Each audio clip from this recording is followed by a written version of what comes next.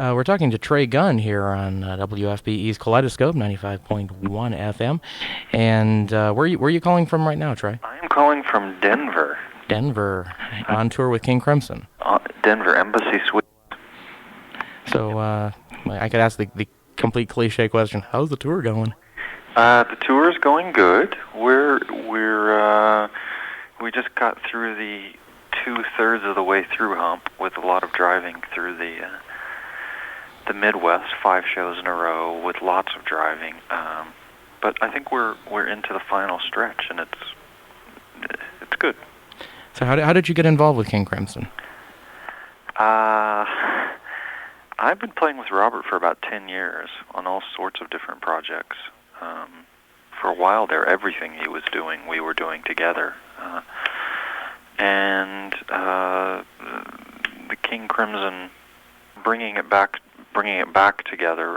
The idea of bringing it back together, I know Robert's been twiddling with for many years, and he asked me maybe about 2 years ago, but it took a long while to get it going because of everybody's other obligations. One of the main ones being that we couldn't get Peter Gabriel off the road because he had our bass player. And we finally got him off the road, and then we started. And it's a double trio concept this time. Can you tell us a little bit about that? I can tell you a little bit. It's still an idea that we're working with. The band is still very, very young. We've only played about maybe 30 gigs at this point, and spent 5 weeks together recording. So the initial idea of the double trio was Robert's idea, which he was very much trying to avoid at first, and then finally conceded that yes, it was the idea, and yes, we should do it. And it's an idea that we've been working with and incorporating as we can. But it was one of those things that was it was the right thing, and then we're just kind of discovering it as we're going along. Many people assume that double trio means one of the trios, each of the trios are a drummer, a bass player, and a guitarist, and that's not necessarily the case. Well, that brings us to what exactly you are playing, which is the Chapman stick. Now, I've had people try to explain to me... Not true, actually. You're not. In fact, you're way wrong. Uh-oh. Yeah, I've been playing the Chapman stick since '87.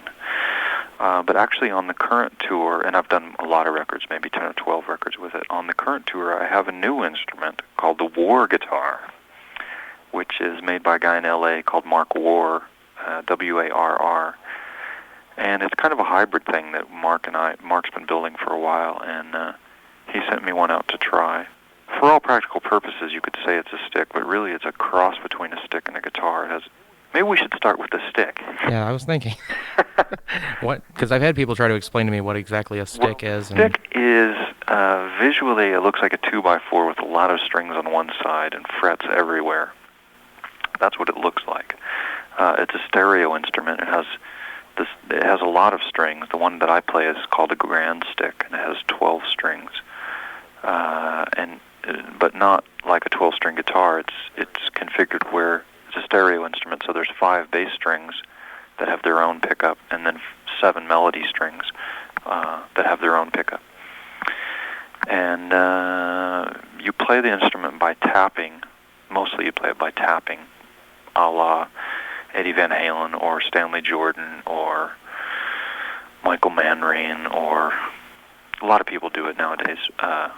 But this instrument was built and designed purely for tapping. So, because when you tap an instrument, which is in fact fretting the instrument, normally you play guitar by fretting it with one hand and plucking with the other. The actual physical action of fretting quite strongly produces the sound. And because of this, you only need one finger to produce a note. So that means you can use both hands simultaneously. So Emmett Chapman, the guy who invented this instrument, designed it to be held and played with both hands, so you can do several things at once. And the instrument that I'm playing on this tour, I've only been working with it for about 3 months. The Warr Guitar is essentially played the same way, although you can also play it like a conventional guitar. And it has a body, whereas the stick does not have a body. I'm still just playing around with it, but that's what I'm using on this tour to complicate things even further. So you've just got a real wide variety of colors then you can get out of that thing. Well, the stick is pretty out on its own. It has an outrageous amount on my latest solo record, 1,000 Years. Everything you hear, except for the percussion and the voice, is the stick. All the bass lines, all what you would normally imagine, keyboards or lead guitars or whatever, clavinet sounds. It's all come from the stick. And the Warr Guitar just kind of extends it a little more. It has a couple of pickups. So whereas the stick has one pickup. So it has some different, it just kind of extends it a little bit more for me. My friend Thomas wants to know what all the switches were for on it. He wants to know what every single switch is for? There's volumes, there's tone, and then there's some pickup selector switches, and then there's a couple of switches that change the EQ. The guitar freak question for the interview there. Yeah. Let's talk a little bit about your solo album. Okay. Which is called 1,000 Years. That's your first solo album? Or? Well, it's the first CD, really. I've been recording and releasing cassettes for 10 years. Actually more than that, probably 15 years. Just on a very small, hugely independent way. But this is the first full-scale project that was recorded, quite well and released. So you can say it is, I guess. So can you tell us a little bit about how it got started then? How it got started? Well, I've been wanting to do it I've been wanting to put together a more serious recording project for a while. It's something that I've been wanting to do in addition, and will continue doing in addition to whatever else I'm doing. But for this particular record, a couple of things that I wanted to do was experiment with the idea of a record being a complete piece of work, a complete whole. So I was working on blending the pieces one into another and finding a way that all the little bits could fit together, so they didn't sound so much as little bits, but as if it was one long journey.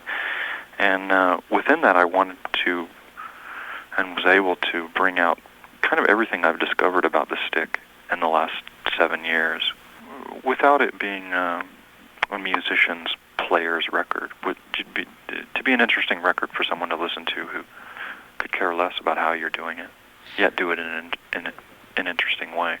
It really has a lush kind of feel about it. It reminds me of some Jawabble records I've heard recently. I've heard that comparison, and I have not heard any of these records. Which ones? Which one should I listen to? Come on. All of them. Without Judgment's a good one. It's more of an improvised and then edited kind of thing. That's my personal favorite. Huh. And Take Me to God's a good one. That's his latest one. Uh-huh. Yeah, I was pretty happy with it. I'm working on a second one this summer. So people are listening to this album by yourself, and they want to hear more of your work. Where else are you recorded recently? Recently, I did a record for a woman in Japan named Alice, or as we call her in America, Alice. But you probably won't be able to find that record unless you're in Italy or Germany. The last big projects that I did was with David Sylvian and Robert. The first day was the studio record that we did. They came out about the same time as I was finishing my solo record. And then we had a live record that came from the tour that we did, which is called Damage. That's not easy to find in America. Virgin released it only on a limited edition. It's actually gotten a little easier to find. Good. Well, I think, I hope they're not pulling a little scam on us, but they told us it was a limited edition. And all of a sudden there seem to be more copies appearing. You can get them in chain stores now, actually. Oh, good. Well, it's a fantastic record, I think. It surprised all of us. That has myself, Robert, David, and a guitarist named Michael Brook, and Pat Mastellato, who plays drums with Crimson 2, on it. And we were surprised when we heard the recording, because I don't think any of us realized the band was that good. And in fact, some of the reviews that we got in England called it the allegedly live album, which we found quite amusing. So are there any plans to work with David Sylvian again at some point? Or? I hope so. I'd work with David at the drop of a hat. That project originally started as a trio with with Robert, David, and myself, doing a couple of tours without percussion, any drums at all. And that was a really neat show. Not like anything I've ever heard before. Very improvised, very, very open. And Robert and I are trying to convince David to do that again. Is there a problem with that then? That he doesn't like to tour, maybe, or? No, actually, he's getting ready to do a tour with himself on solo singing and solo electric guitar. So that's very, very, that's great. No, I think it's just, it's just very complicated to get everyone together. We're working with Crimson 4 to 5 months a year, and then everybody has something else going on, and then you want to have time at home if you can. So it usually takes a couple of years to put together a project of that scale.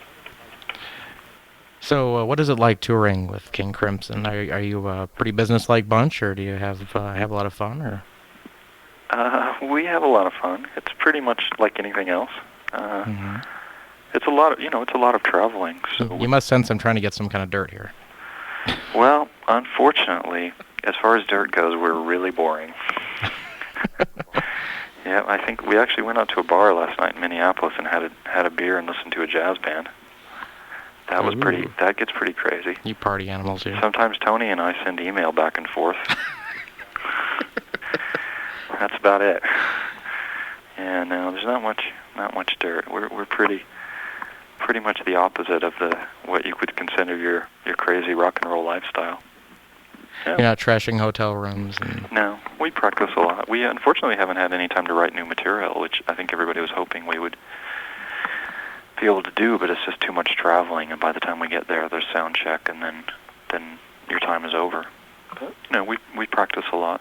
The back of the bus is reserved for the percussion school of the hair club for drummers, we call it. And it's a pretty quiet bunch. What sort of music do you listen to on the bus? Nothing. Just playing yourselves then, or? You can't do anything on the bus. I don't know how the drummers do it. It shakes too much. You can't read. You just kind of lay in your bunk and jiggle, which makes you want to take a piss. And then about 6 hours later, you're in Minneapolis and you go play a gig.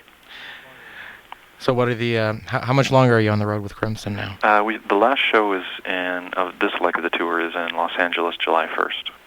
And plans after that? I'm going home. And I'm going to start writing and working on the next Trey Gunn album. More Crimson writing, and then at the end of September, Crimson goes to Japan for a couple of weeks, and then we come back to America in November for about a month, 5 weeks. Well, great. We're looking forward to hearing more from Trey Gunn. This is a great album, 1,000 Years on the Discipline label, and it's been a real pleasure talking to you, Trey. Well, thanks. Thank you very much. Okay, and maybe we'll see you someday. All right. Okay. Bye-bye now. All right, see ya.